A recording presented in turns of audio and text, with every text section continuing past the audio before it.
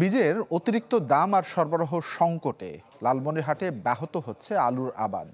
কৃষকদের অভিযোগ, নির্ধারিত দামের চেয়ে কেজিতে 15 থেকে 20 টাকা বেশি নিচ্ছেন বিএডিসি ডিলাররা, কিন্তু তারপরও পাওয়া যাচ্ছে না কাঙ্ক্ষিত পরিমাণের বীজ।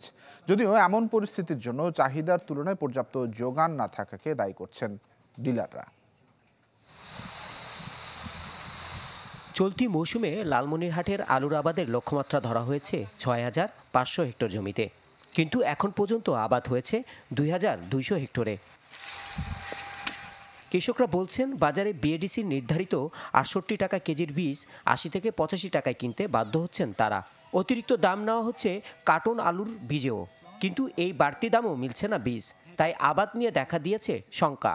সারে লেগে গেছি, এখন সার নাই, পতঙ্গাও নাই, টিউনিশিও নাই, এখন খালি মরক্কো আর পটাশ আর উড়িয়া। বিএডিসির বীজ, যেটা সরকারি বীজ পাওয়াই যাচ্ছে না। ডিলারদের কাছে গেলে বলতেছে বীজ নাই, এবং কৃষি অফিসে গেলেও বলতেছে বীজ পাওয়া নাই।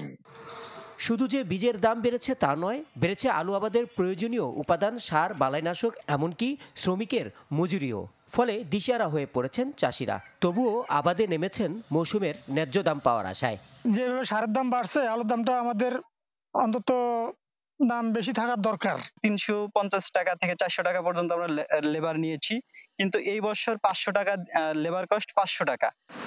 এদিকে বাড়তি দাম নেওয়ার বিষয়ে জানতে চাইলে অভিযুক্ত ডিলারদের দাবি, তাদের কাছে পর্যাপ্ত পরিমাণে বিএডিসির বীজ না আসায় তৈরি হয়েছে সংকট।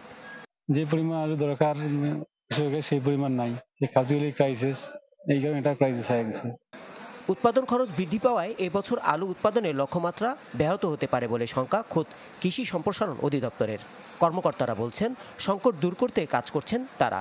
75 টাকা যদি খাওয়ার আলু হয় এবং আমি যদি 65 টাকা যদি বীজ আলু পাই, তাহলে আমি বীজ আলু কিনেই খাওয়ার আলু হিসেবে ব্যবহার করতেছি। এই মুহূর্তে যেহেতু আলুর চাহিদা অনেক বেড়ে যাওয়ার কারণে, অনেকের আবাদের চাহিদাও বেড়ে যাওয়ার কারণে কিছুটা সংকট এই মুহূর্তে দেখা গেছে।